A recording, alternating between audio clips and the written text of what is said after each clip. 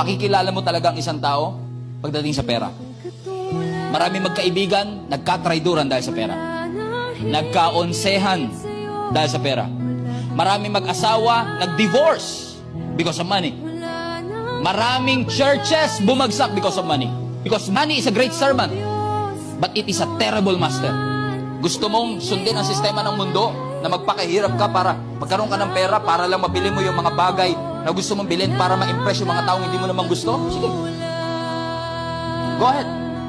Pero kapag pumunta ka at napunta ka sa sitwasyon kung saan kahit pera mo wala nang magagawa, pag nagkaroon ka ng sakit na kahit pera mo hindi kayang gamutin, at pag nagkaroon ka ng kalungkutan na kahit pera mo hindi ka kayang pasayahin, at pagkaroon ka ng troubled heart na kahit pera mo hindi kayang ayusin, you will start to realize that life is not just about money. You need God.